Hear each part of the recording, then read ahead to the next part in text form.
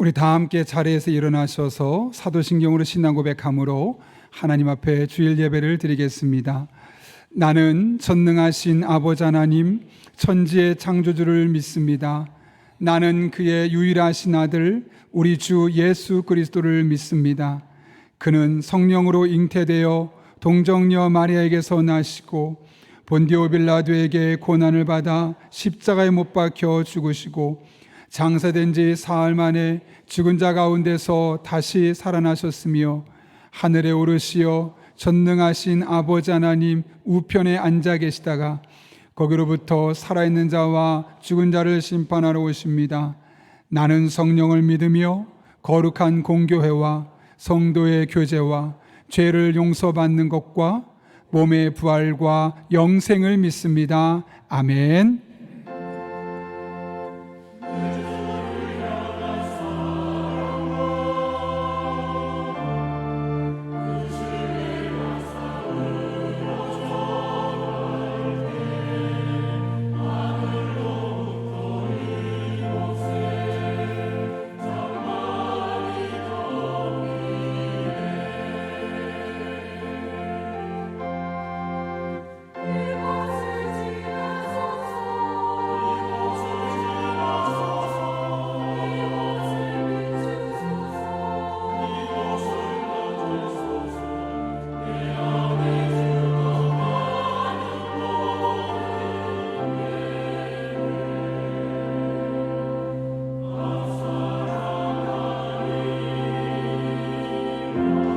우리들의 산소망 되신 하나님을 찬양하며 경배하십시다.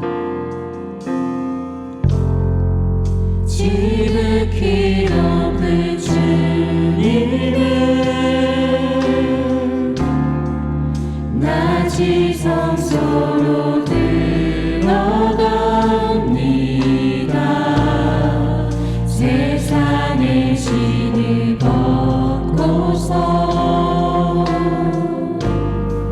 주보좌 앞에 엎드리리. 내 주를 향한 사랑과 그 신뢰가 사그러져 갈 때 하늘로부터 이곳에 장막이 덮이네.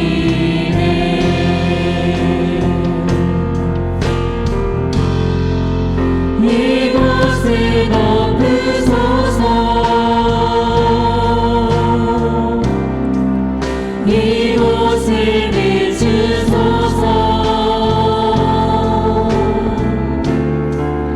내 안에 무너졌던 모든 소망 다 회복하리니.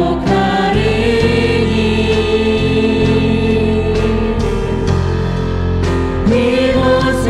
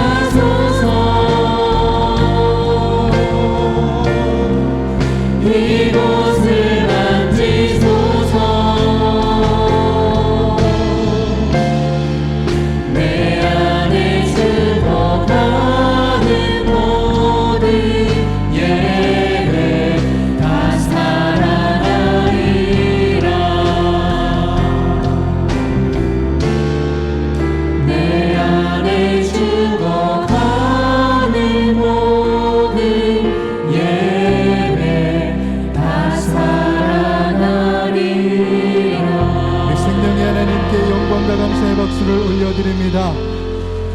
예, 우리 그 자리에 앉아서 계속해서 찬양하시면서 주님의 보좌 앞으로 계속해서 나아가도록 하겠습니다.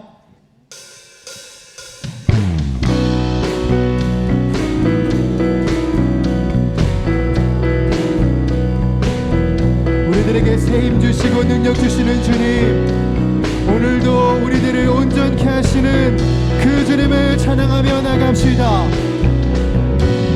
새 힘 얻으리 주를 바랄 때, 주를 바랄 때, 우리 주를 바랄 때, 새 힘 얻으리 주를 바랄 때, 주를 바랄 때, 우리 주를 한 번 더 새 힘 얻으리, 새 힘 얻으리 주를 바랄 때, 주를 바랄 때, 우리 주를 바랄 때, 새 힘 얻으리 주를 바랄 때, 주를 바랄 때, 우리 주를 바랄 때, 주님 통치하시네 소망 구원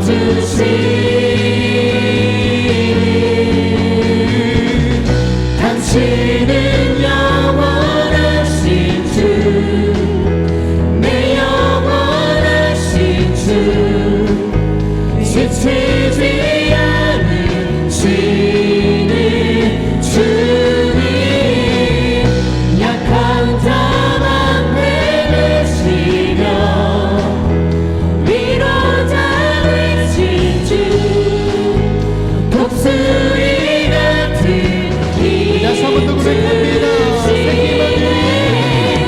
새 힘 얻으리 주를 바랄 때, 주를 바랄 때, 우리 주를 바랄 때, 새 힘 얻으리 주를 바랄 때, 주를 바랄 때, 한 번 더 고백할까요?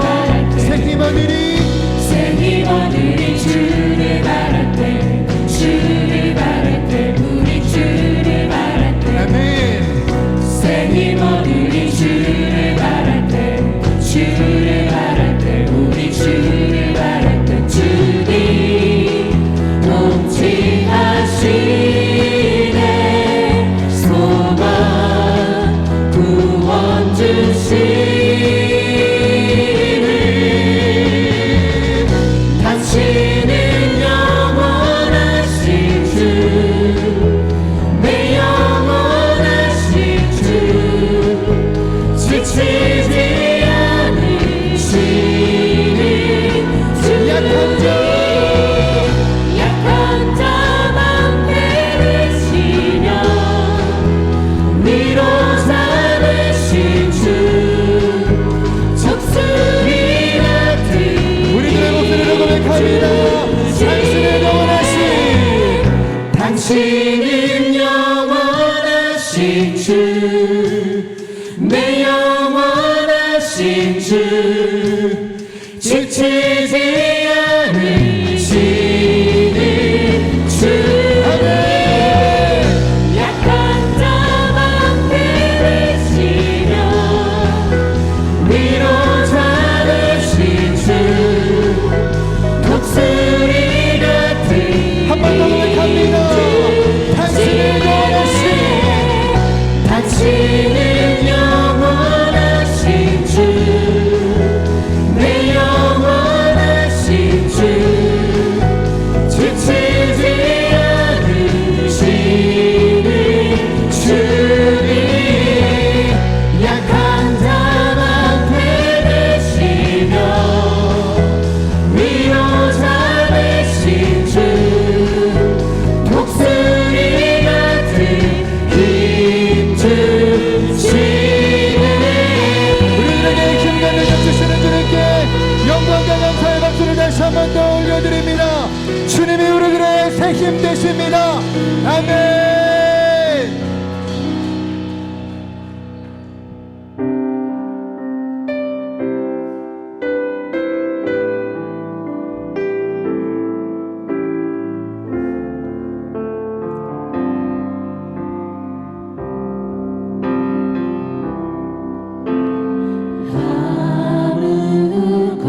아무것도 두려워 말라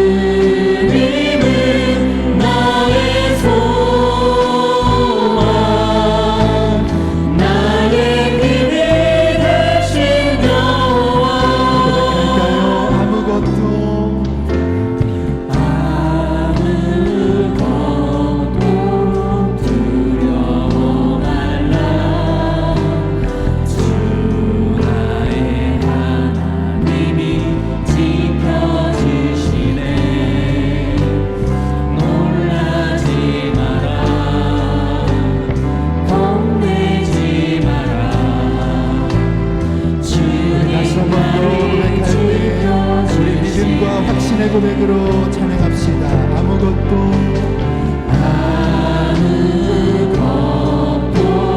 두려워 말라. 주 나의 하나님이 지켜주시네. 놀라지 마라. 겁내지 마라. 주님 나를 지켜주시네. 내 맘이 힘에 겨워 지칠지라도 주님 나를 지켜주시네. 세상의 험한 풍파 몰아칠 때도 주님 나를 지켜주시네.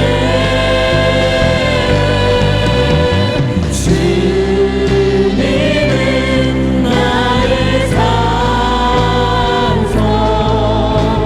주님은 나의 요새, 주님은 나의 소망, 나의 힘이 되신 영혼. 주님은 나의 산성, 주님은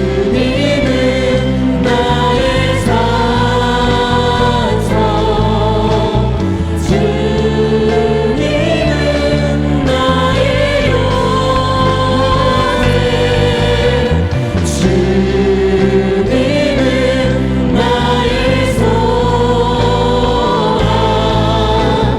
나의 힘이 되신 영혼.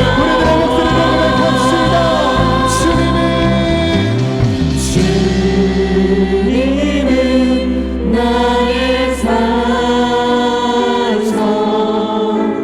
주님은 나의 요새, 주님은 나의 소망, 나의 힘이 되신 영원.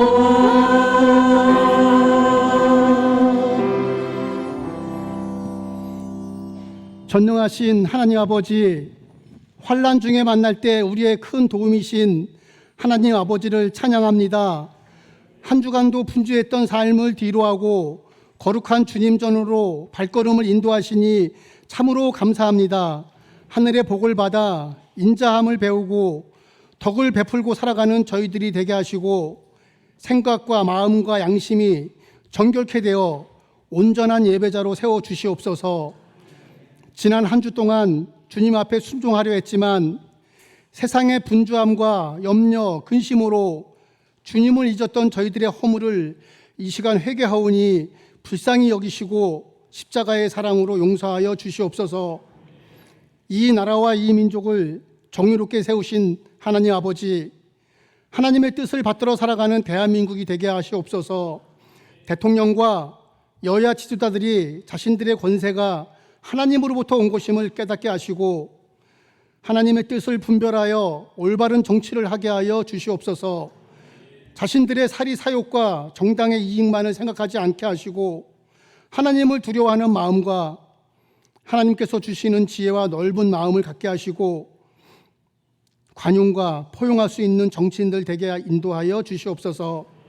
하나님 아버지, 추석 명절을 맞아 많은 성도들이 고향을 찾고 부모 형제를 만나기 위해 분주하고 들뜬 여행길이 기다리고 있습니다.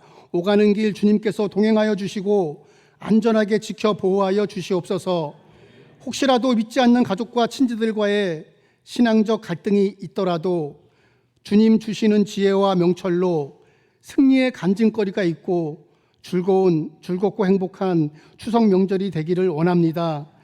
이제 선선한 가을을 맞이하며 교회에서는 양육 훈련 프로그램을 개강하고 신앙의 성장과 나눔과 섬김, 기도 생활을 통하여 신앙의 열매를 맺으며 하나님과 더욱 가까워질 수 있으며 거룩한 영향력을 끼치는 그리스도인들이 되기를 소망합니다.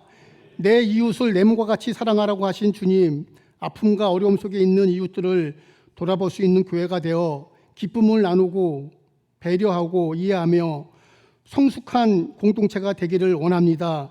그리하여 우리 교회가 이 지역에서 좋은 교회, 좋은 성도가 있는 교회로 소문나게 하시고 오고 싶은 교회, 머물고 싶은 교회로 인도하여 주시옵소서. 이 시간 담임 목사님을 통하여 선포되는 주의 말씀이 더욱 우리를 강건히 세우고 세상을 넉넉히 이길 수 있는 신앙의 힘이 생겨날 줄 믿습니다. 정성껏 준비하여 드리는 찬양대의 찬양을 통하여 하나님께 영광을, 성도들에게는 감동이 되는 은혜의 찬양이 되게 하여 주시옵소서. 말씀과 찬양 속에 성령으로 하나 되어 주님의 음성에 집중할 수 있기를 원하오며 우리 주 예수 그리스도 이름으로 기도하옵나이다. 아멘.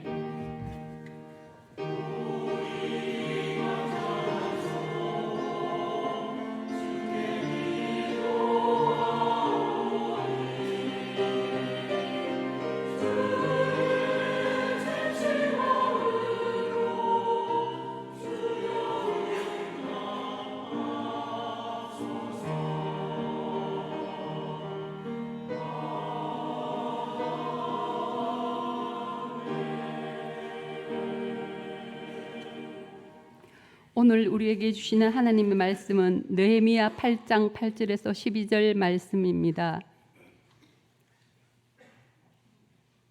구약 성경 738쪽이 있습니다. 하나님의 말씀을 봉독하겠습니다. 하나님의 율법책을 낭독하고 그 뜻을 해석하여 백성에게 그 낭독하는 것을 다 깨닫게 하니 백성이 율법의 말씀을 듣고 다 우는지라. 총독 느헤미야와 제사장 겸 학사 에스라와 백성을 가르치는 레위 사람들이 모든 백성에게 이르기를 오늘은 너희 하나님 여호와의 성일이니 슬퍼하지 말며 울지 말라 하고 느헤미야가 또 그들에게 이르기를 너희는 가서 살찐 것을 먹고 단 것을 마시되 준비하지 못한 자에게는 나누어 주라. 이날은 우리 주의 성일이니 근심하지 말라. 여호와를 인하여 기뻐하는 것이 너의 힘이니라 하고 레위 사람들도 모든 백성을 정숙하게 하여 이르기를 오늘은 성일이니 마땅히 조용하고 근심하지 말라 하니 모든 백성이 곧 가서 먹고 마시며 나누어 주고 크게 즐거워하니 이는 그들이 그 읽어 들려준 말을 밝히 알미라. 아멘. 이것은 하나님 말씀입니다.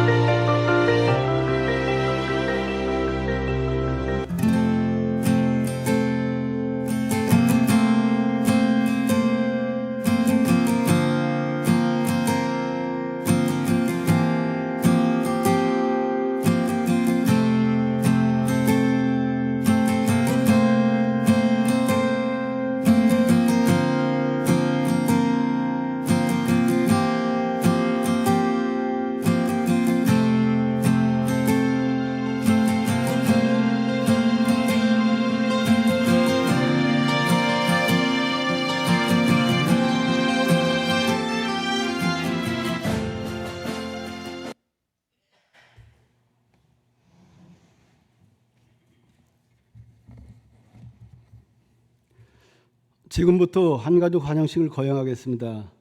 오늘 환영식에 참여한 분은 한가족 교육 과정을 거쳐 정식으로 우리 교회 성도가 되었습니다. 대상자는 총 한 분이십니다. 이 시간 호명할 때 자리에서 일어서 주시면 감사하겠습니다. 존칭은 생략하겠습니다. 장은주, 수료증, 성명 장은주. 이 사람은 본교회 한가족 교육 과정을 마치셨기에 본 증서를 수여합니다. 2024년 9월 15일 용인 영락교회 담임 목사 배덕환. 수료증과 선물을 드릴 때 박수로 축하해 주시기 바랍니다. 이제 다 함께 환영하는 마음으로 축복합니다를 찬양하겠습니다.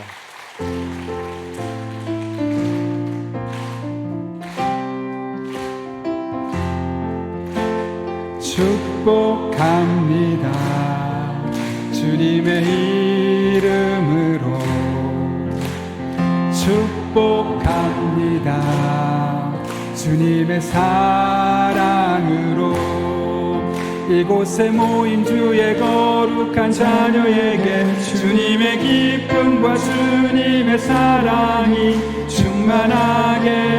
충만하게 넘치기를 축복합니다. God bless you. God bless you. God bless you. 축복합니다. 주님의 사랑으로. 축복의 박수 부탁합니다. 네, 감사합니다. 끝나고 잠깐 뵙도록 하겠습니다. 여러분 주보를 참고하실 때 여러분 앞에 귀의 소식 전하겠습니다. 오늘도 우리 교회를 방문하신 모든 분들 주님의 이름으로 환영합니다. 등록 원하시는 분 말씀하시면 저희가 친절하게 도와드리도록 하겠습니다. 지난주에 하나님께서 보내주신 한가족분들이 계신데요. 사진을 먼저 보시고 우리가 또 교회에 잘 정착하실 수 있도록 여러분들 먼저 마음을 모아주시고 기도해 주시면 되겠습니다.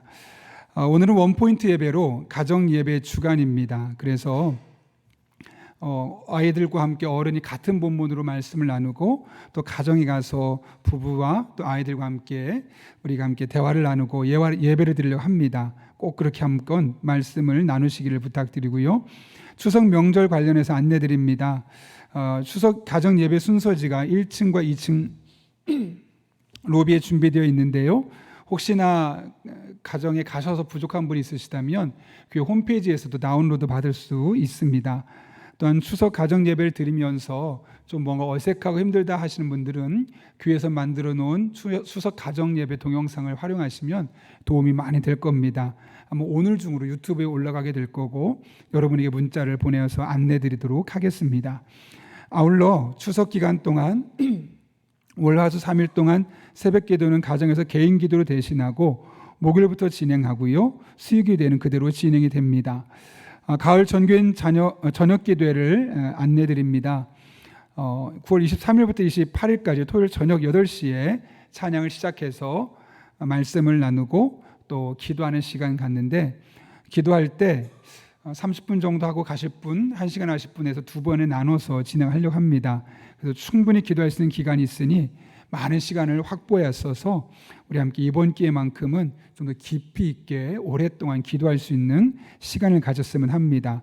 어른들만 오지 마시고 자녀들과 함께 오셔서 함께 기도하고 하나님 응답을 경험하고 또 영적인 추억을 함께 공유하는 그런 시간이 되었으면 합니다. 실시간으로 온라인으로 병행하게 되는데 혹여라도 저녁에 못 나오는 분들을 위해서 다음날 새벽 기도를 우리가 못하게 되니까요. 그 영상을 올려놓으면 새벽에 그 영상을 활용할 수 있도록 저희가 준비해 놓도록 하겠습니다. 아울러 개근하신 분들에게 이렇게 또 컵을 저희가 준비하는데요. 4번째 컵입니다. 그래서 함께 또 잘 모아놓으면 우리 또 좋은 영적인 추억이 될 거라 생각합니다. 보다 자세한 내용은 주보 행사란을 참고해 주시면 되겠고요. 오늘은 시니어를 위한 추석 선물이 준비되어 있습니다. 아무래도 많은 분들이 오늘 빠지다 보니까 모든 활동들이 좀 어렵게 되어서 시니어분들을 위해서 추석 선물을 준비했으니 나가실 때 2층 로비에서 하나씩 받아가시면 되겠습니다. 자녀를 위한 울타리 기도 프로젝트가 계속 진행 중에 있습니다. 우리 아이들이 이런 기도를 통해서 믿음으로 세워질 수 있도록 또 이렇게 기도하는 분들이 지치지 아니하도록 여러분 뒤에서 기도로 서포트해 주시길 부탁드립니다. 수험생과 취업준비생들을 위해 기도 부탁드립니다. 혹시 이곳에 명단이 빠져 있는 자녀들이 있다면 우리가 11월 달까지 계속 기도할 거니까 함께 교회로 신청해 주시면 저희가 넣어서 함께 기도하도록 하겠습니다. 재수생도 괜찮고 사무생도 괜찮고 상관없습니다. 사랑의 성미들의 손길이 있습니다. 박홍우 경기한 성도님 가정에서 자녀 결혼 감사로 사랑의 성미 드렸습니다. 아까처럼 그런 정말 좋은 일에 귀한 일에 사용하도록 하겠습니다. 예, 더 자세한 광고는 주보를 참고해 주시고 우리 함께 기도하고 하나님 말씀 나누겠습니다. 거룩하신 아버지 하나님, 이 추석 명절의 기간에 우리를 주님 전에 불러주시고 함께 예배하고 말씀 들을 수 있는 귀한 시간 주신 것 진심으로 감사를 드립니다. 우리가 어떤 형편에 있든지 성령 하나님께서 우리를 붙잡아 주셔서 마음의 문을 활짝 열어주시고 선포되는 말씀이 내게 주신 말씀으로 적용되게 하시고 그 말씀을 힘을 얻고 능력을 얻고 지혜를 얻고 우리의 삶이 회복되는 복된 시간 되게 하여 주옵소서. 예수님의 이름으로 기도하옵나이다. 아멘. 우리 한번 앞뒤 좌우에 있는 분에게 웃으면서 이렇게 인사합니다. 하나님 안에 길이 있습니다. 이렇게 인사하겠습니다.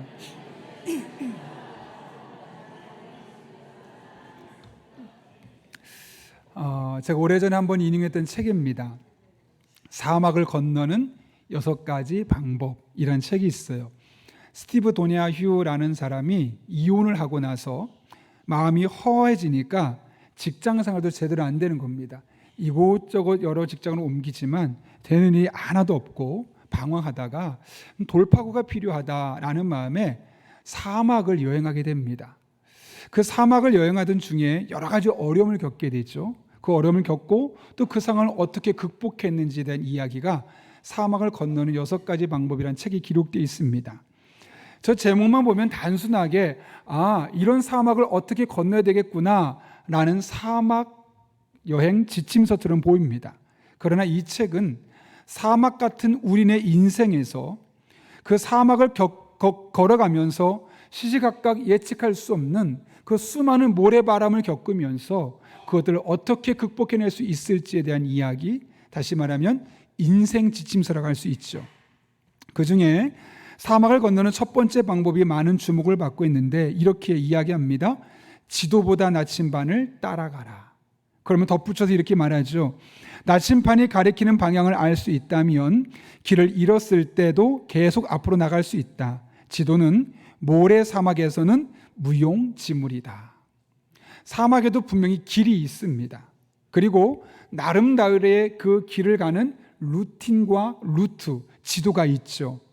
그래서 평상시에는 멀쩡하던 곳인데 모래바람이 사납게 불어닥치면 원래 있었던 길도 없어지게 되고 또 있었던 길이 바뀌게 되는 그런 일들이 일어나는 것이죠. 그런 상황 속에서 이전에 갖고 있었던 그 길에 대한 지식이나 지도는 아무런 쓸모가 없어지는 거죠.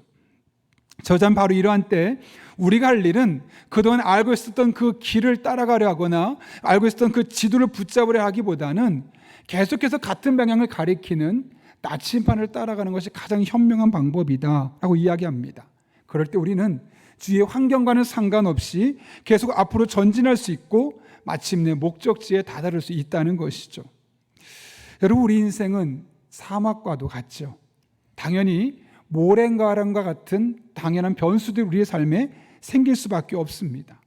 건강을 잃기도 하고 쓸데없이 생각하지 못했던 상황 속에서 우리의 경제 상황이 악화되기도 하고 사랑하는 사람을 먼저 떠나보내기도 하며 좋았던 인간관계가 틀어지면서 매사가 불만과 불평으로 가득한 일상을 살아갈 수밖에 없을 때가 있습니다. 이 외에도 우리를 괴롭히는 다양한 모래바람이 우리 인생에 들어와서 우리를 괴롭히는 것이죠. 이럴 때 그동안 우리가 생각했던 사고방식들, 우리가 쌓아놨던 그런 많은 누적치들은 아무런 쓸모가 없어집니다. 왜냐하면 상황이 180도 달라졌기 때문에 그렇습니다. 그러나 그럼에도 불구하고 그런 위기를 극복할 수 있는 방법이 하나 있죠. 그것은 바로 우리가 가야 할 곳, 마땅히 해야 할 것을 끊임없이 가리키고 있는 나침반을 따라가는 겁니다.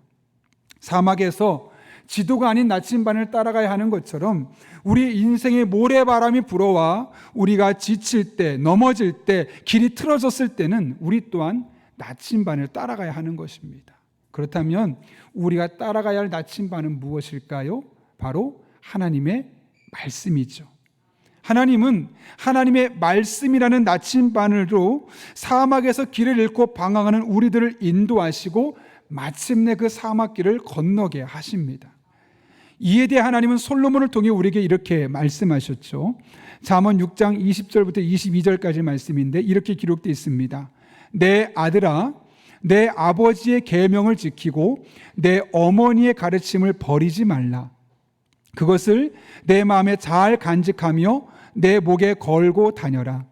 내가 다닐 때 그것이 너를 인도할 것이요, 내가 잘 때 그것이 너를 지켜줄 것이요, 내가 깨면 그것이 너와 말을 할 것이다. 여기서 말하는 아버지와 계명과 어머니의 가르침이 무엇이겠습니까? 바로 하나님의 말씀이죠. 아버지를 통해 배우게 되고 어머니를 통해 깨닫게 되었던 이 계명과 가르침을 그 하나님의 말씀을 잘 품고 있으라는 거예요. 그럼 그 말씀이 어떻게 하냐면 잘 때와 깰 때와 우리의 일상의 삶에서 우리를 지켜주시고 우리에게 말씀해 주시고 우리를 인도해 주신다는 거죠. 다른 말로 하면 하나님의 말씀이 우리를 인도하시는 인생의 나침반이 되어준다는 사실을 명확하게 말씀하고 있는 겁니다. 오늘 본문에서 이와 같은 하나님의 은혜를 발견할 수 있는데요. 느헤미야가 성벽 재건을 방해하는 모래바람 같은 세력들의 그 방해를 무릅쓰고 무려 52일 만에, 아주 단시간이죠, 성벽 재건을 완벽하게 해냅니다. 그리고 나서는 그 성벽 안에 살 수 있는 사람들과 또 리더들을 임명하죠. 이제 외적으로 보기에는 모든 것이 완벽하게 세팅이 되었습니다. 거의 2달을 쉬지 않고 그 사역에 올인을 했습니다. 여러분, 이런 상황 속에서 느헤미야와 그를 따르던 이스라엘 백성들의 가장 필요한 것은 무엇일까요? 어떤 분은 휴식이라고 말할 수 있을 겁니다. 잠깐 여행도 좀 다녀오고 몸도 마음도 정리할 시간도 갖고 생각도 정리할 시간이 필요해 라고 말할 수 있을 겁니다. 물론 우리에게 그런 시간이 반드시 필요합니다. 그런데 오늘 본문을 보게 되면 적어도 이스라엘 백성들의 생각은 달랐습니다. 그들에게는 잠깐 쉬고 여행도 다녀오고 생각도 정리할 시간보다 훨씬 더 급하고 중요한 것이 있었습니다. 그것은 바로 그들이 영적으로 회복되는 것이었습니다. 그래서 그들의 조상들의 잘못됐던 길을 똑같이 따라가지 아니하고 앞으로 남은 세월만큼은 바른 길을 걸어가기 위해서 그들을 이끌어줄 영적인 나침반이 그들에게 필요했던 것이죠. 그래서 그들이 어떻게 하냐면 일제히 광장에 모입니다. 그 이유가 무엇인지를 오늘 본문 1절은 이렇게 이야기하는데요. 같이 한번 1절 말씀 읽겠습니다. 시작. 이스라엘 자손이 자기들의 성읍에 거주하였더니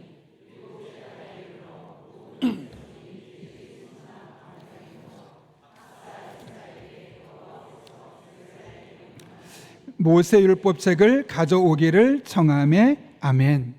광장에 모였던 이스라엘 백성의 요구 조건은 딱 하나입니다. 모세에게 주셨던 그 율법책을 가져와 주십시오. 단순히 책을 갖다 달라는 것이 아니라 그 책의 말씀을 우리에게 읽혀달라는 거죠. 에스라가 광고를 냈습니다. 자, 오늘 모이세요. 오늘은 내가 율법책을 말씀해 주겠습니다라고 광고한 것이 아니라 아무 말도 없었는데 그들이 먼저 찾아가서 말씀을 듣고 싶습니다. 우리에게 하나님의 말씀이 필요합니다 라고 먼저 요청했다는 것이죠. 그런데 그때가 언제였느냐? 오늘 본문 2절 말씀 보면 뭐라고 말하냐면 7째 달 초하루라고 말합니다. 7째 달 하면 우리를 하면 7월 달을 생각하지만 이스라엘 백성들에게 7째 달은 1월입니다. 신년. 그러니까 1월 1일 날 그들이 다 모인 겁니다. 올 한 해 신년을 시작하면서 하나님의 말씀으로 나의 삶을 무장하겠다는 겁니다. 올 한 해를 시작하면서 그 하나님의 말씀으로 우리의 삶을 새롭게 하겠다는 거죠. 신년이니까 정동진으로 해돋이 보러 가고 수영여행을 해서 해외여행도 좀 갔다 오고 밤에 오랜만에 친구들 만나서 정말 광란의 파티를 보내고 이렇게 신년의 첫날을 보내는 것이 아니라 하나님의 말씀을 붙들고 그 말씀으로 우리의 삶을 시작하겠노라고 이스라엘 백성들이 다 모였던 겁니다. 그런데 그 자리에 어떤 사람들이 모였습니까? 오늘 본문 2절과 3절을 보면 반복되는 사람들이 있어요. 2절 이렇게 말하죠. 회중 앞 곧 남자나 여자나 알아들을 만한 모든 사람 앞에 이르러. 3절도 남자나 여자나 알아들을 만한 모든 사람 앞에서 읽음에 라고 말합니다. 이게 어떤 사람들일까요? 그 안에는 반드시 남성과 여성, 성을 초월하는 사람들이 있었겠죠.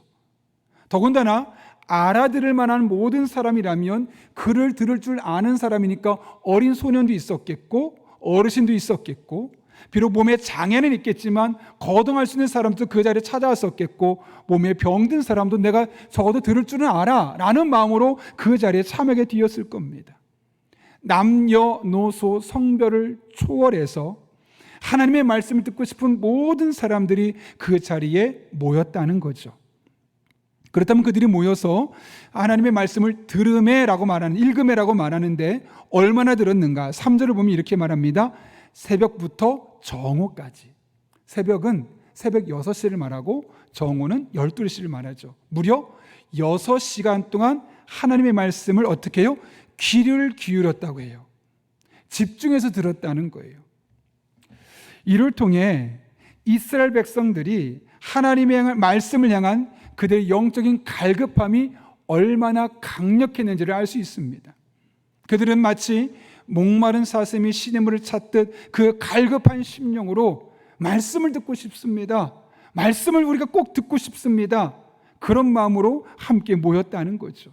그것도 6시간을 말씀을 듣는데 졸았다더라, 딴 생각했다더라 아무런 표현이 없습니다. 거의 모든 사람이 온 신경을 집중해서 무슨 말씀을 할까 한 단어도 놓치지 않을 거라는 마음으로 무려 6시간을 어린이나 어르신이나 남녀노소를 불문하고 다 함께 그렇게 그 자리에 모여서 말씀을 듣고 있었다는 겁니다. 에스라가 말씀을 잘해서도 아닙니다. 성경 구절을 기막히게 잘 해석해서도 아닙니다. 너무나 달변가라서 재밌게 말을 해서도 아닙니다. 사실 오늘 성경을 보게 되면 에스라는 성경을 읽기만 했습니다. 3절 보십시오. 수문 앞 광장에서 새벽부터 정오까지 남자나 여자나 알아들을 만한 모든 사람 앞에서 읽음에. 설교하지 않았어요. 그냥 성경을 그대로 읽은 거예요. 근데 그 읽는 자리에 무려 6시간을 사람들이 집중하며 그 말씀에 온 신경을 기울이고 있었다는 것이죠. 그런 맥락에서 그들이 은혜를 받는 것은 에스라에게 달린 것이 아니라 그들이 말씀을 얼마나 사모하고 있었느냐에 달려있음을 깨닫게 됩니다. 결국 여러분, 은혜 받는 것은 내가 말씀을 얼마나 기대하고 있느냐에 따라서 은혜를 충분히 받을 수 있느냐 그렇지 않느냐가 판가름 난다는 거예요. 물론 설교자의 역할을 우리가 무시할 수는 없겠지만 내가 사모하는 마음으로 매달리면 누가 설교하는지 상관없습니다. 어떤 본문을 갖고 설교하는지 상관없습니다. 얼마나 재미있게 하는지 얼마나 재미없게 하는지 상관없이 내가 그 말씀 자체를 사모하기 때문에 그 말씀 자체에 은혜 받게 된다는 것이죠. 이것이 바로 말씀이 갖고 있는 영적인 법칙입니다. 사모하는 만큼 하나님의 은혜가 임하게 되었고 사모하는 만큼 하나님의 풍성한 은혜가 우리들의 삶 가운데 경험될 수 있다는 것이죠. 시편 119편은 말씀 시편으로 불려요. 무려 176절로 이루어졌거든요. 그 176절의 핵심은 하나님의 말씀입니다. 여러분, 176절 중에 90절과 122절 이 두 절 빼놓고는 다 말씀과 말씀을 표현하는 다양한 표현들로 표현되어 있어요. 그러니까 174절이 다 말씀에 대해서 설명하고 있다는 것이죠. 그러면서 몇몇 구절을 살펴보면 이렇게 되어 있어요. 이 저자가 하나님의 말씀의 능력을 직접 경험한 것들을 간증하고 있어요. 예컨대 2절을 보면 이렇게 말합니다. 여호와의 증거들을 지키고 전심으로 여호와를 구하는 자는 복이 있도다. 어떤 사람이 복이 있다고요? 여호와의 증거를 지키는 사람. 이 증거는 하나님의 말씀을 말합니다. 하나님의 말씀을 지키면서 하나님을 열심히 구하는 사람은 복 있는 사람이 될 것이다. 경험했기 때문에 이런 말을 할 수 있었겠죠. 104절은 이렇게 말합니다. 주의 법도들로 말미암아 내가 명철하게 되었으므로 모든 거짓 행위를 미워하나이다. 하나님의 말씀을 계속 읽다 보니까 이것이 옳고 그름을 알게 되고 불분명하고 또 바르게 판단할 수 있는 판단력이 생기게 되고 그래서 나쁜 행동, 불법적인 행동, 편법들을 미워하게 되었다 이야기하는 거죠. 시편 105절 말씀은 주의 말씀은 내 발의 등이요 내 길의 빛이니이다. 하나님 말씀만 따라갔더니 내 인생이 밝은 길이 펼쳐져 있더라. 130절 말씀 이렇게 말합니다. 주님의 말씀을 열면 거기에서 빛이 비치어 우둔한 사람도 깨닫게 합니다. 내가 좀 지혜가 부족했는데 능력이 부족했는데 하나님 말씀을 계속 읽다 보니 어느덧 내가 예전보다 총명해졌음을 깨닫게 되었다는 것이죠. 시편의 저자는 이렇게 다양하게 하나님의 말씀의 능력을 경험했었습니다. 어떻게 이런 능력을 경험할 수 있었을까요? 궁금하지 않습니까? 시편 119편 131절과 132절을 보면 그가 이렇게 말합니다. 같이 한번 읽겠습니다. 시작. 내가 주의 계명을 사모함으로, 제가 그냥 읽겠습니다. 내가 주님의 계명을 사모함으로 입을 벌리고 헐떡입니다. 주님의 이름을 사랑하는 사람에게 대하시듯이 주님의 얼굴을 내게로 돌리셔서 나에게 은혜를 베풀어 주십시오. 이게 뭐라고 말하냐면 주의 계명을 너무나 사모해서 입을 벌리고 헐떡이고 있다는 거예요. 너무 사모해서 마치 음식을 기다리는 강아지처럼 하나님 앞에 그 말씀을 또 듣고 싶고 또 듣고 싶고 한 말씀 듣고 나면 그 다음 말씀이 듣고 싶고 그런 헐떡임이 그에게 사모하는 말씀을 통해 주어지게 되었다는 것이죠. 그랬더니 이런 은혜를 경험하게 된 거예요. 아, 하나님의 말씀을 사모하는 사람이 복이 있구나. 아, 하나님 말씀을 사모하고 그 말씀대로 살아가면 내가 명철하게 되고 악한 일을 멀리하게 되는구나. 아, 하나님 말씀만 따라가면 내 길에 빛이 비치는구나. 하나님 말씀을 붙들고 나가면 우둔했던 나도 조금 더 나아질 수 있구나 라는 것을 그가 깨닫게 되고 132절서 그래서 이렇게 말하는 거죠. 주님의 이름을 사랑하는 사람에게 하시듯이 주님의 얼굴을 내게로 돌리셔서 나에게 은혜를 베풀어 주십시오. 하나님, 이 은혜가 사라지지 않게 하시고 다시 경험할 수 있게 해 주십시오. 그 은혜를 경험한 사람만 할 수 있는 고백이죠. 하나님의 말씀을 붙들고 살 때 그 은혜가 얼마나 풍성한지 그걸 경험해 본 사람은 말씀을 사모할 수밖에 없고 말씀에서 멀어지지 아니하도록 기도할 수밖에 없는 겁니다. 6.25 전쟁 때 사실 우리나라가 중국군 때문에 밀릴 뻔했습니다. 그러나 미국이 참전하게 되고 그래서 우리나라가 그래도 휴전선까지 지킬 수 있었던 가장 큰 공로는 제33대 대통령이었던 트루먼 대통령 덕입니다. 트루먼 대통령이 태어난 날을 기념하면서 그의 고향에서 아주 성대한 파티 겸 기념식을 하게 되었는데 그 자리에 대통령이 참석한다고 하니 얼마나 많은 사람이 모였겠습니까? 더군다나 어린아이들에게 대통령을 볼 수 있다는 것은 절호의 기회였고 많은 아이들이 모였습니다. 인사를 하다가 어린아이들과 대화를 할 시간이 되었는데 어린아이가 이렇게 묻습니다. 대통령 아저씨는 우리만 할 때 무엇을 했나요? 혹시 반장을 했나요? 라고 묻는 겁니다. 이게 무엇을 의미하고 있을까요, 여러분? 적어도 대통령쯤 되려면 어릴 적에 반장도 되어서 리더십도 있고 좀 공부도 잘하고 되지 않을까라는 생각이 어린아이들의 마음속에 있었던 거죠. 적어도 이 정도 수준은 되어야지만 나중에 어른이 되어서 성공하지 않겠느냐라는 아이들의 순수하며 순진한 모습입니다. 그때 트루먼 대통령이 이렇게 말했습니다. 아니야, 나는 너희만 할 때 아주 볼품이 없었단다. 운동도 못하고 안경을 벗으면 책도 보지 못할 정도로 그렇게 똑똑한 사람이 아니었어. 그랬더니 아이들이 의아하다는 듯이 다시 한번 묻습니다. 그런데 어떻게 대통령이 될 수 있었어요? 말이 안 된다는 거죠. 그랬더니 이렇게 이야기하죠. 나는 매일같이 성경을 읽었단다. 그리고 내 속에서 흥왕하게 나를 밀어주시는 하나님의 능력과 힘을 믿었지. 내게 능력 주시는 자 안에서 내가 모든 것을 할 수 있느니라 라고 말씀하신 빌립보서 4장 13절 말씀을 사모했고 그렇게 될 줄로 믿고 그렇게 굳게 살아왔다. 그리고 일단 믿기 시작하면 그것을 나의 삶의 기준으로 삼고 끝까지 밀고 나왔더니 오늘날 이렇게 되었다는 것이죠. 여러분은 트루먼 대통령의 이야기를 듣고 어떤 마음이 드셨습니까? 목사님, 그거는 트루먼 같은 특별한 어떤 한 사람의 이야기가 아닙니까? 라고 생각하면서 이 이야기를 거부하는 사람도 있을 겁니다. 반면에 아니야, 정말 트루먼에게 그런 일이 있었다면 어릴 적에 볼품 없었고 리더십도 없었고 눈이 너무 나빠서 공부도 제대로 할 수 없었던 아이였는데 이런 대통령까지 될 수 있었다면 혹시 나도 하나님의 말씀을 사모하고 그 말씀을 붙들고 그 말씀 안에 살아가면 트루먼 대통령까지는 아니더라도 나의 삶에 그가 맞는 하나님을 경험할 수 있지 않을까? 라는 영적인 도전을 받는 분도 분명히 있을 겁니다. 여러분은 양자 중에 어떤 분이십니까? 저는 바라기는 여러분이 이스라엘 백성들처럼 시편 119편의 저자처럼 트루먼 대통령처럼 하나님의 말씀을 사모하고 또 사모하는 그런 하나님의 자녀들이 될 수 있기를 바랍니다. 그러면 모든 상황 가운데 그 말씀을 통해 일하신 하나님을 여러분의 삶을 통해 구체적으로 경험하게 될 것입니다. 말씀을 사모하는 저 여러분의 삶 가운데 말씀대로 일하시는 하나님의 놀라운 은혜가 날마다 경험될 수 있기를 예수님의 이름으로 축원합니다. 이스라엘 백성들은 하나님의 말씀을 향한 강렬한 사모함과 열망이 있었죠.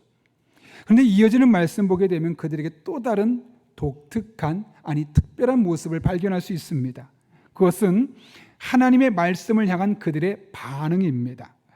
에스라를 통해서 하나님의 말씀을 들었죠. 그때 그들이 어떻게 반응합니까? 오늘 본문 보면 크게 세 가지 반응으로 나타나요. 첫 번째로는 6절입니다. 한번 읽어볼까요? 시작. 에스라가 위대하신 하나님 여호와를 송축하며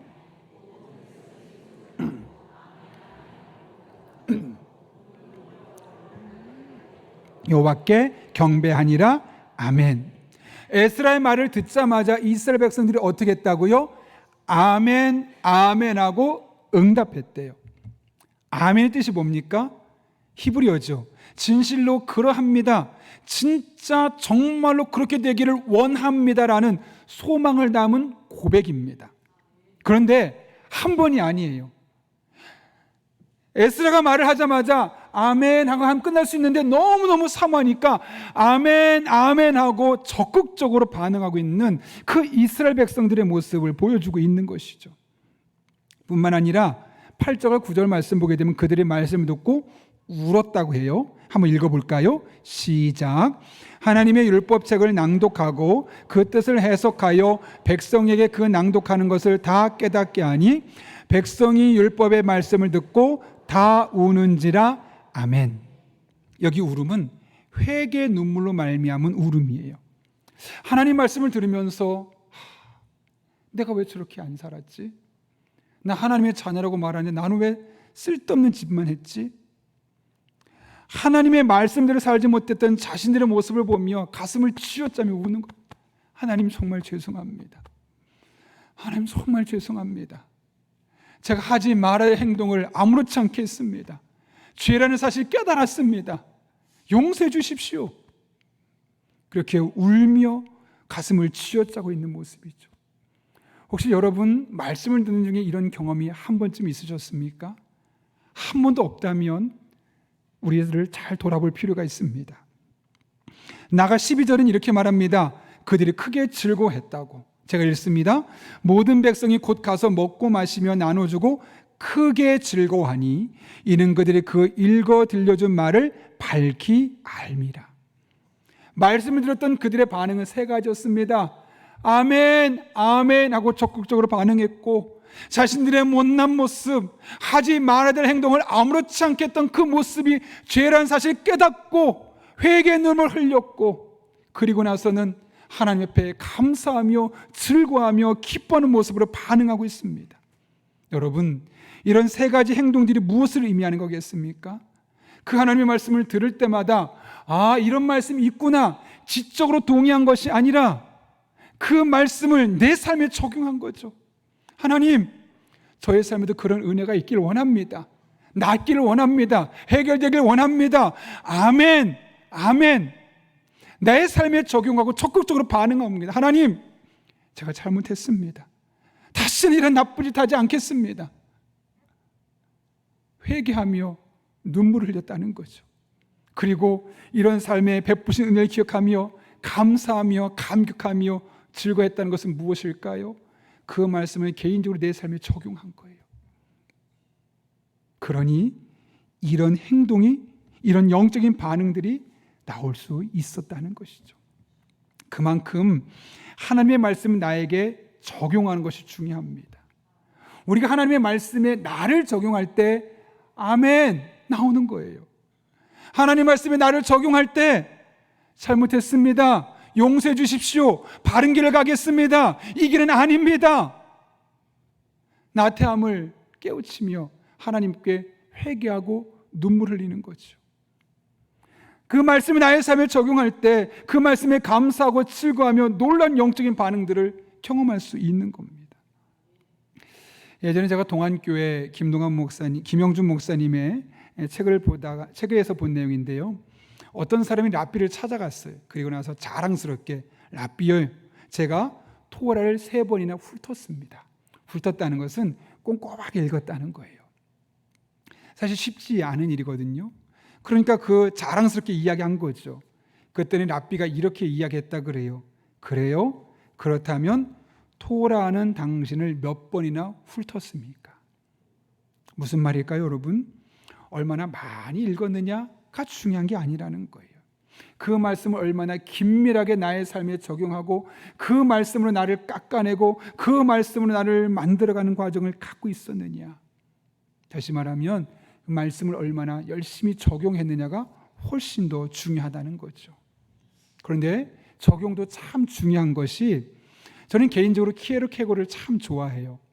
잘 아시는 것처럼 그는 철학자죠. 그러나 기독교 철학자입니다. 그가 여러 가지 많은 업적을 남겼는데 여전히 저희 머릿속에 오래전에 듣고 여전히 기억나는 한 말은, 말씀을 검으로 사용하지 말고 은장도처럼 사용해야 한다라는 말을 했어요. 뭐라고요? 하나님의 말씀을 검으로 사용하지 말고 은장도처럼 사용하라. 검이 뭘까요? 공격하는 거죠. 하나님의 말씀을 딱 듣고 나서 이 말씀은 누구를 위한 말씀이야? 저 집사님을 위해서, 혹은 내 남편을 위해서, 내 아내를 위해서, 내가 볼 때 정말 마음에 안 드는 저 사람이 이 말을 듣고 바뀌어야 돼. 변화가 되어야 돼. 검처럼 말씀을 듣는 거죠. 말씀을 적용하는 건 맞아요. 그러나 나에게 적용하지 않고 다른 특정 누군가를 생각하면서 그들에게 그 말씀을 떠넘기고 그들에게 적용하는 겁니다. 그런데 은장도처럼 사용한다는 것은 무엇일까요? 나를 보호하기 위해서 나를 찌르는 거죠. 내 신앙을 보호하기 위해서, 나의 순수한 신앙을 위해서, 더 나은 믿음 생활을 위해서 어떻게 하는 겁니까? 이 말씀을 내게 적용하는 거예요. 하나님, 제가 잘못했습니다. 하나님, 저를 용서해 주십시오. 하나님, 제가 못났습니다. 하나님, 제가 이 부분은 붙들고 믿음으로 살기를 원합니다. 이런 다양한 모습으로 말씀을, 나를 찌르고 나의 신앙을 더욱더 견고하게 만들고, 그것이 바로 은장도처럼 말씀을 사용하는 것이죠. 그 말씀은 나에게 반전의 은혜를 허락해 주십니다. 이스라엘 백성들이 하나님의 말씀을 듣는 순간 그 말씀에 즉각적으로 반응하거든요. 실제로 이스라엘 백성들은 오늘 8장에서 어떻게 반응했습니까? 아멘, 아멘 했고, 두 번째는 어떻게 했죠? 회개하며 울었죠. 세 번째는요, 즐거워하며 감사했죠. 이렇게 말씀에 대해서 반응을 했죠. 내게 적용을 했죠. 그 뒤에 그들의 삶에 놀라운 변화가 일어나요. 하나님 말씀을 있는 그대로 받아들여요. 그리고 매 순간 그 말씀 내 삶에 적용해 나가기 시작하는 거예요. 우선 이방인과 결혼하던 그 풍습을 그들이 없애버렸습니다. 안식일에 장사하던 습관을 없앴고, 안식일은 온전히 하나님만을 예배하자, 예배하는 날로 바꿨습니다. 그리고 그동안 여러 가지 이유를 대면서 드리지 않았던 11조를 하나님께 온전히 구별해 드리기 시작했고, 하나님의 성전에서 봉사했고, 성전에 쓸 것을 드리면서 하나도 아까워하지 않았다는 거죠. 하나님의 말씀이라면 무엇이든지 시키는 대로 순종했습니다. 그랬더니 황폐했던 그들의 마음이 정상적으로 회복되게 되었고 하나님이 함께 하시는 민족으로 거듭날 수 있었다는 거예요. 그것이 느헤미야 9장과 10장, 11, 12, 13장이 기록되어 있는 내용입니다. 그날 아멘 하고 눈물 한번 흘리고 감사합니다 하고 끝난 것이 아니라는 거예요. 그날 하루의 감동으로 끝난 것이 아니라 그날로 시작으로 매일매일 하나님 말씀 내 삶에 적용하는 거예요. 이 말씀을 듣고 내가 과연 어떻게 살아야 할까? 이 말씀을 듣고 내가 하는 행동은 과연 옳은 것인가? 틀렸다면 나는 어떤 행동을 취해야 될 것인가? 늘 모든 상황 속에서 주시는 말씀을 붙들고 나에게 적용하고 내가 어떤 모습으로 살아가고 어떤 행동을 해야 될지를 개인에게 적용하는 모습을 이스라엘 백성들이 느헤미야 9장부터 13장까지 계속 이어가는 모습을 우리에게 보여주고 있는 것이죠. 누구나 한번 은혜 받을 수 있어요. 누구나 한번 아멘할 수 있어요. 누구나 한번 눈물 흘릴 수 있어요. 누구나 한번 하나님께 감사 고백을 올릴 수 있어요. 그런데 그것이 한 번으로 끝나서는 안 된다는 거죠. 끊임없이 지속적으로 우리의 모든 삶의 영역이 말씀에 지배받을 때까지 내 삶에 적용하고 나아가야 되는 겁니다. 어제 제가 설교를 준비하면서 성서 윤윤에서 나온 책을 한 권을 읽었어요. 그게 뭐냐면 한 40여 명이 하나님의 말씀을 읽고 그 말씀을 적용하고 큐티하면서 어떤 은혜를 경험했는지 40여 명에 대한 이야기가 쫙 기록됐는데 공통점은 똑같아요. 하나님의 말씀을 개인적으로 적용했더니 그들의 삶에 놀란 변화들, 말로 할 수 없는 놀란 변화들이 기적도 일어나고 또 삶의 행동 양식도 변하는 놀란 일들이 일어나더라라는 게 그 책의 내용입니다. 그러면서 한 여집사님이 이야기를 이야기한다면 그 집사님이 다니는 직장은 특성상 1년에 돌아가면서 주차장을 관리하게 되어 있어요. 연초에 자 어떤 주차장을 관리하세요? 라고 말하면서 보통 한 사람에게 주차장 하나를 맡기죠. 그런데 이 집사님에겐 유난히 그해 2개 주차장을 맡기는 겁니다. 아니 다 하나씩 주고 본인만 2개 주니까 화가 나는 거예요. 흔히 말해 열받았어요. 아니 왜 나한테만 이렇게 주냐고 화가 나고 입에 불만이 생기고 너무너무 힘든 시간을 보내고 있는 거죠. 속상한 겁니다. 그런 가운데 회사 언니들은 또 뭐라고 말하냐면 야 너는 뒷배경이 없어서 그러니까 그냥 어쩔 수 없어 라고 말하고 또 한 사람은 너는 회식 자리에서 술도 안 마시고 뒤풀이도 안 가잖아. 그래서 윗사람들이 너를 믿게 봐서 그런 거야. 그냥 그러려니 하고 지내. 사실 위로하려고 한 말인데 하나도 위로가 안 되는 거예요. 더 화가 나죠. 억울하죠. 나는 내가 할 일을 제대로 한 것밖에 없는데 왜 이런 내가 억울한 일을 당해야 되는 거야? 왜 이런 불이익을 경험해야 되는 거야? 화가 날 수밖에 없는 거예요.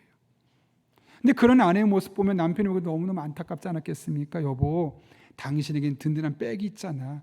그냥 하나님이 이렇게 하신 일이라 생각하고 잘 견뎌보자.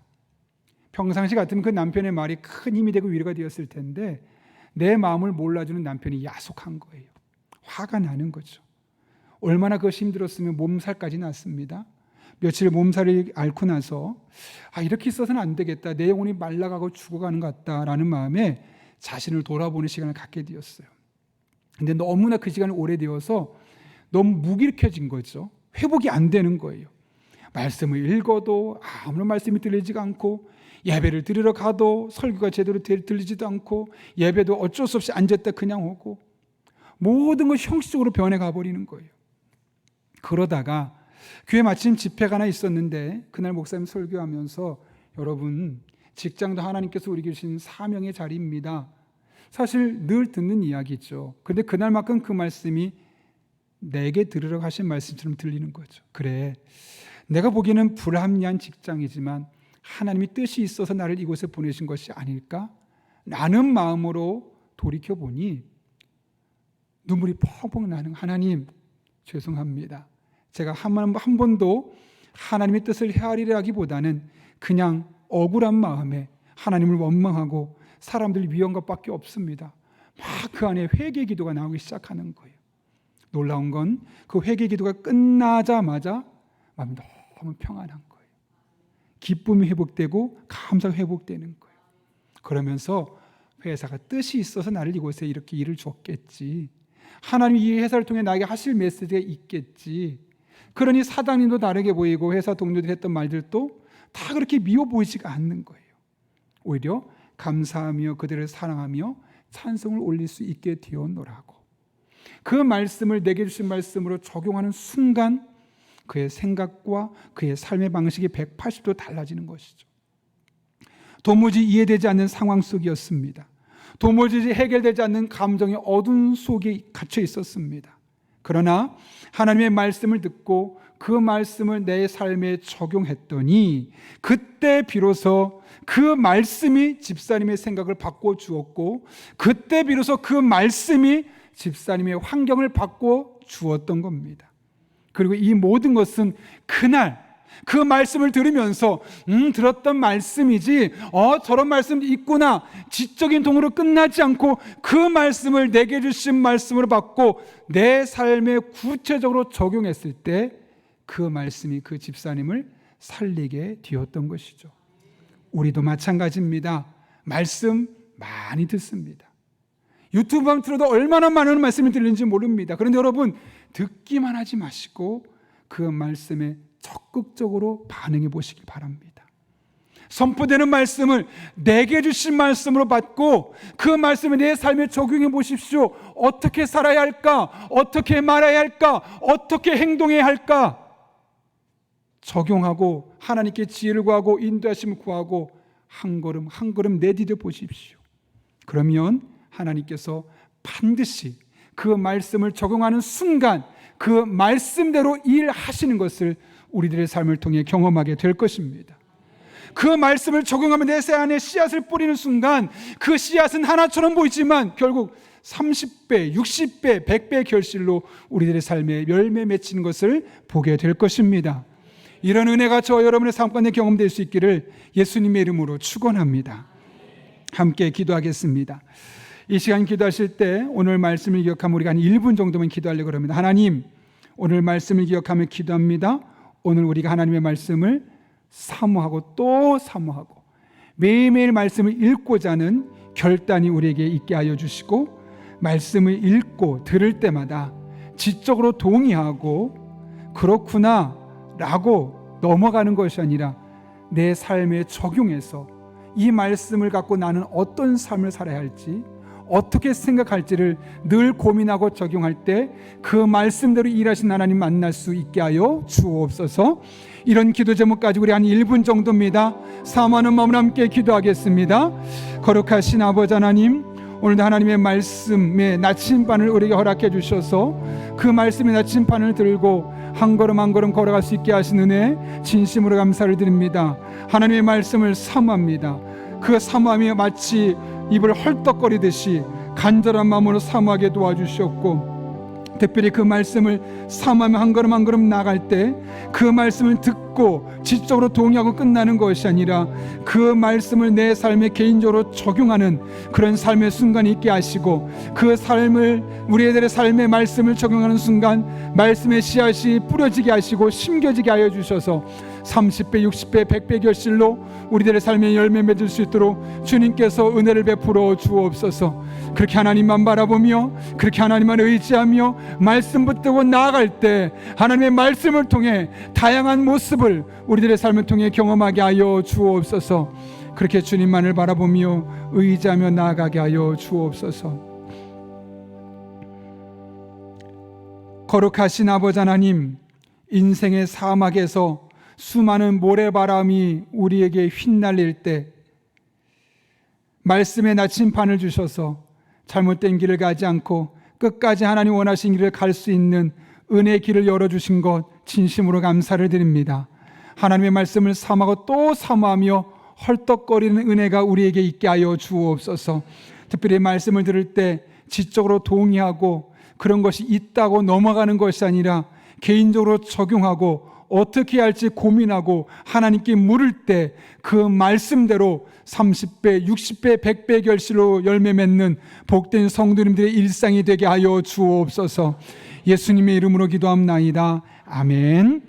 이 시간 찬송가 203장 부르실 때 마지막 절에 일어서서 봉헌하시겠습니다.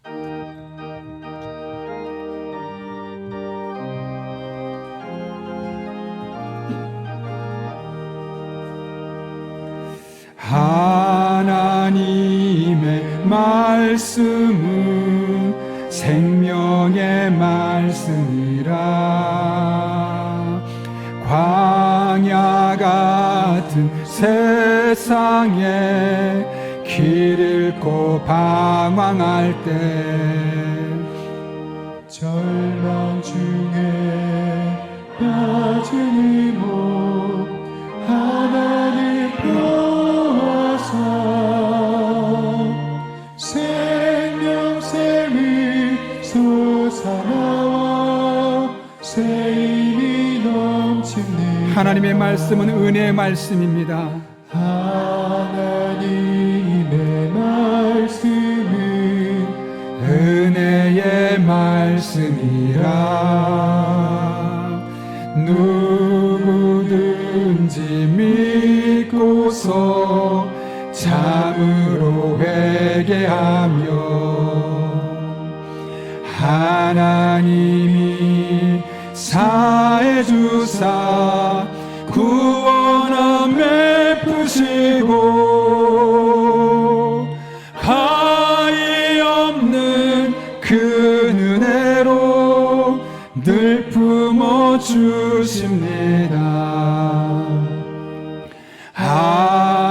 하나님의 말씀은 진리의 말씀이라. 믿음으로 지키어 자유를 얻게 되면 어려운 일, 힘든 일도 담대히 할 수 있어. 온전하신 말씀으로 승리케 하십니다. 하나님의 말씀은 하나님의 말씀은 사랑의 말씀이라. 아멘. 험한 세상 살 동안 언제나 돌보시고 변함없는 사랑으로 우리를 지키시어 하늘나라 이르도록 인도해 주십니다. 살아계신 하나님, 생명의 말씀, 은혜의 말씀, 진리와 사랑의 말씀으로 광야 같은 세상에서 길 잃고 방황하며 절망 속에 빠져 있을 때 우리를 보호하시고 일으켜 세워주셔서 그 모든 어려움들을 극복하게 하시고 오늘 이렇게 주님 앞에 나와 예배하게 하신 은혜 진심으로 감사를 드립니다.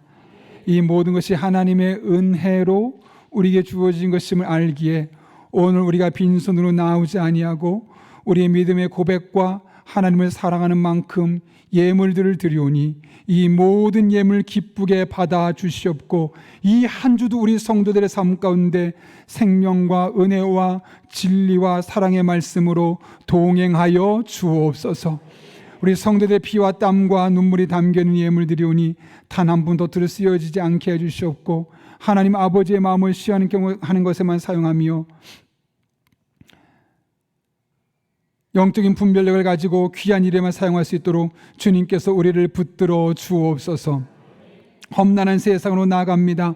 때를 따라 돕는 은혜로 힘과 능력과 지혜와 만남의 복을 허락해 주시고 무엇보다 늘 성령 충만한 가운데 기도할 때 모든 것을 합력해 선을 이루시는 하나님의 놀라운 은총을 경험하게 하여 주옵소서. 명절을 맞아 많은 성도님들이 이동합니다. 아버지 하나님, 병원도 혼란스러운 이때 오고 가는 모든 발걸음을 안전하게 지켜주시고 먹고 마시는 모든 음식이 우리 성도들의 건강을 책임져 주시며 만나는 사람과의 모든 대화가 양질의 대화가 되어서 영혼을 살찌우게 하는 복된 시간들 되게 하여 주옵소서. 함께 하실 줄로 믿사옵고 지금은 우리 주 예수 그리스도의 은혜와 하나님 아버지의 변함없는 사랑과 성령님의 역사하심이 오늘 주신 말씀을 내게 주신 말씀으로 받고 우리 인생의 나침반과 같은 하나님의 말씀을 사모하며 그 말씀을 적용하며 살기로 결단하는 이 자리에 머리 숙인 한 영혼 위에 그들의 삶의 자리, 우리 교회와 나라와 민족, 북한 땅과 온 세계 열방 위에 이제부터 영원토록 함께 하시옵기를 간절히 축원하옵나이다. 아멘.